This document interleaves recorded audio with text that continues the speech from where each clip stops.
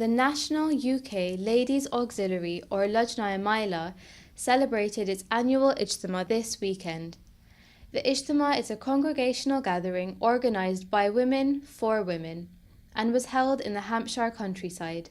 The two-day event encourages the participation of Ahmadi Muslim women and girls from across the nation in an array of competitions, academic presentations and workshops. From craft-based activities to Quranic recitation, poetry and public speaking competitions, all age groups are encouraged to actively engage with the theme of the Ijtema, which this year centred on the topic of the existence of God. The purpose of Ijtema is to advance knowledge through increasing religious conversation and understanding, whilst strengthening bonds of sisterhood within the community. In the nature zone, we have quite a few fun things. We have a few smoothie bikes, and the idea was to teach young girls energy consumption and how much power it actually takes to power our everyday appliances.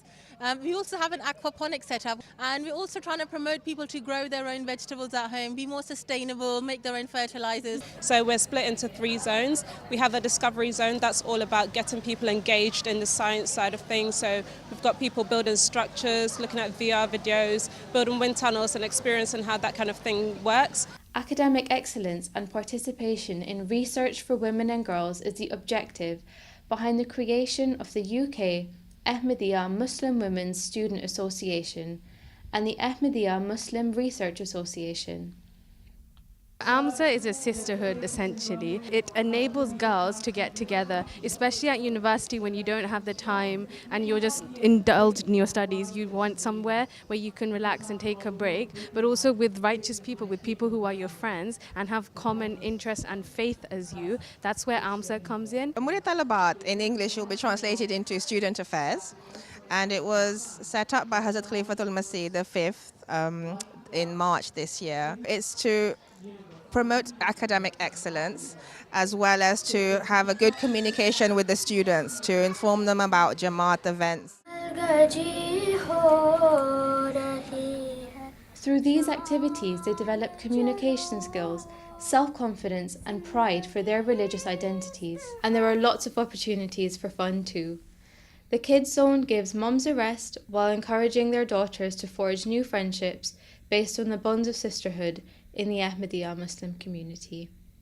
The Ijtema serves as a spiritually educational training ground for the girls and young women attending, so that their well-rounded knowledge can lead to national stability and prosperity through its educated members of society. The highlight of the Ijtema was the inspirational address by His Holiness Hazrat Khalifatul Masih V, may Allah be his helper. His Holiness cited very moving examples of Ahmadi women who have made great sacrifices for their faith. It is quite easy to say that you are willing to make sacrifices for your beliefs, but in reality, until a person gives precedence to his or her faith over all worldly matters, they will not be ready to make genuine sacrifices. Another lady, Noor Jahan from Calcutta in India, accepted Ahmadiyya in 1981. She was particularly moved by the fact that the Jamaat had established a system of financial sacrifice, that is Chanda. Due to her ardent desire to take part in Chanda, she openly took bath, despite the fact that her father and other relatives immediately turned against her. They harassed and abused her, and she had to endure a period of severe financial hardship.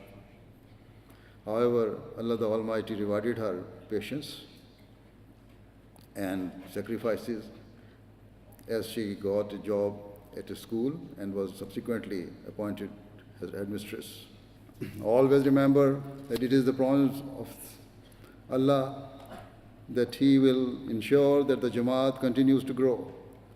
And we are all witnesses to how He is fulfilling this promise each and every day. Only due to His help and grace, our Jamaat continues to prosper and flourish, and inshallah always will. The only question is who will be the fortunate ones who forever remain part of this blessed community. Certainly, all Ahmadi Muslims who remain firm in their faith will be part of the fulfillment of the grand promise of God, whilst those who are not truthful will separate from God's pious community, as the Prophet ﷺ foretold. With all my heart, I pray that may Allah the Almighty enable every person who accepts Ahmadiyyat to remain a sincere member of the Jamaat and to stay amongst those counted as truthful believers.